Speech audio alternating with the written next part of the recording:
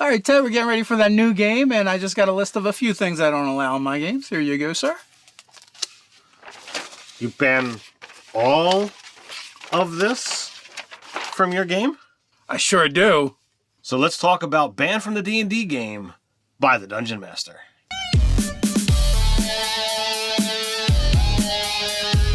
Welcome to Nerdarchy. For nerds, by nerds, I'm Nerdarchy's Dave, and as usual, I'm hanging out with this nerd. Nerdarchy's Ted. Hey, maybe it's your first time visiting Ted's Basement. It's a place where we like to talk about news, views, and homebrews for 5th edition Dungeons & Dragons. Sometimes we talk about other role-playing games.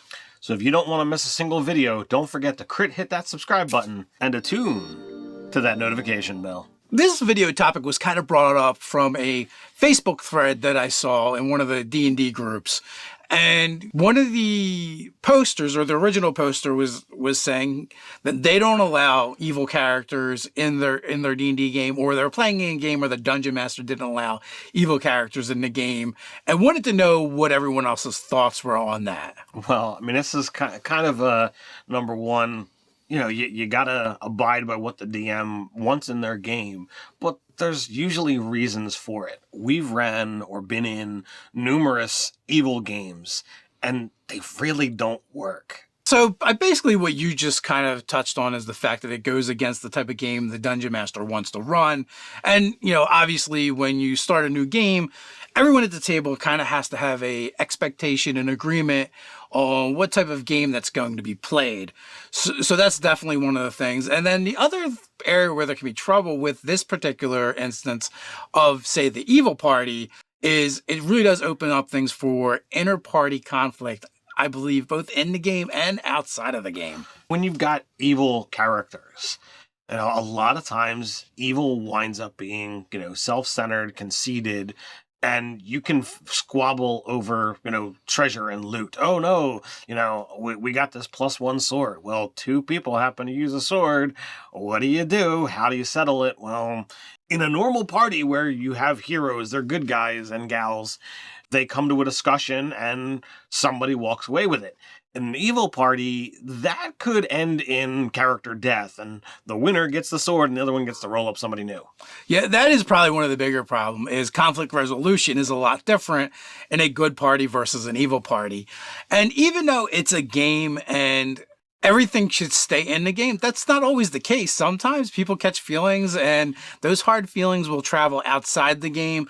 And then one of the things you'll see is the loser in this particular case, who maybe had a character die, they make up a new character, and the player continues the grudge, even though the character would have no reason to.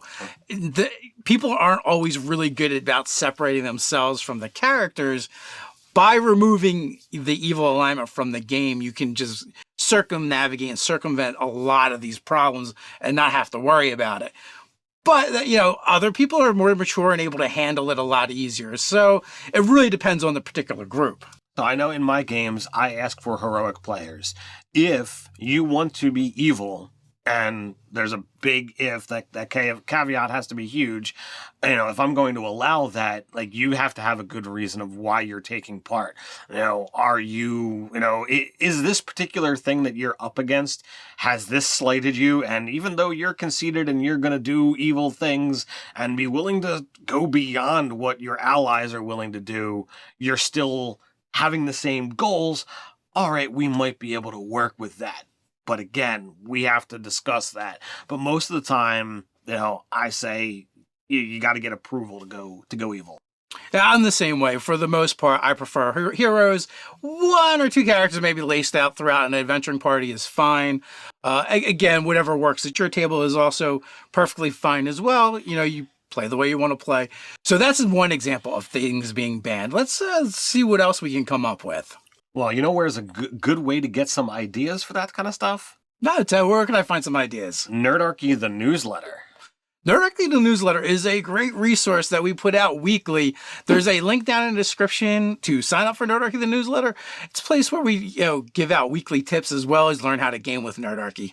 All right, Ted. So, what are some of the things that dungeon masters ban from their games? All right, well, we already touched on alignment issues, but there are some DMs, they consider themselves, old school, and they don't like some of the new classes. They don't like some of the new races. So they can be like, you know what? There is no warlocks in my table. There are no dragonborn or tieflings at my table because I don't have them in my games. You just can't use them.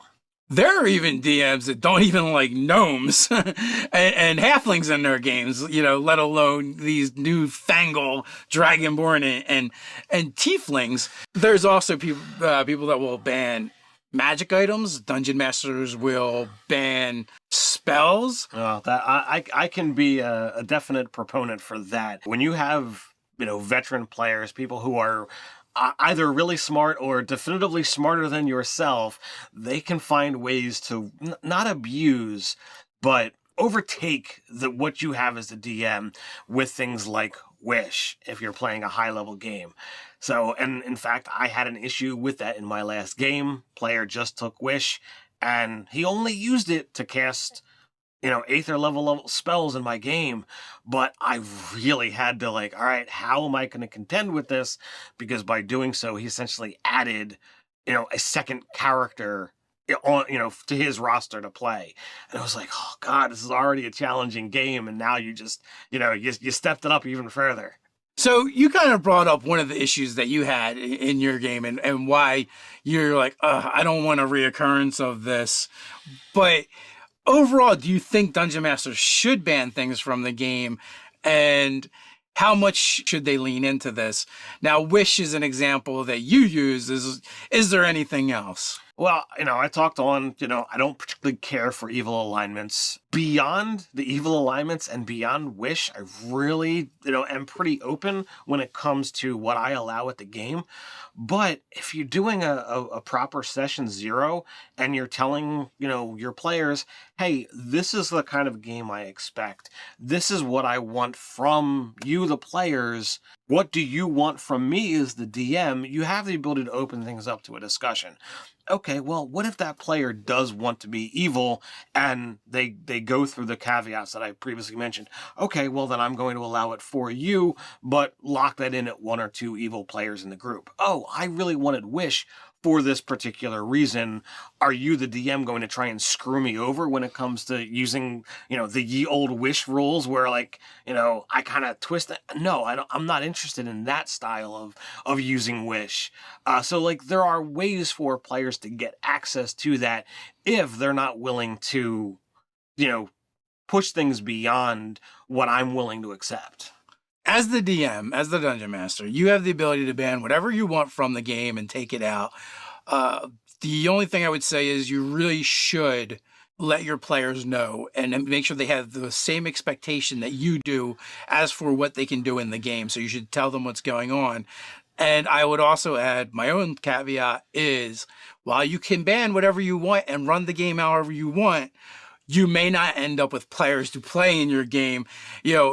If you have a specific style that you're looking for and there aren't players interested in playing that style. Yeah, like Dave says, you can ban whatever you want, but they also have the option to choose whether they're going to show up to the game or not.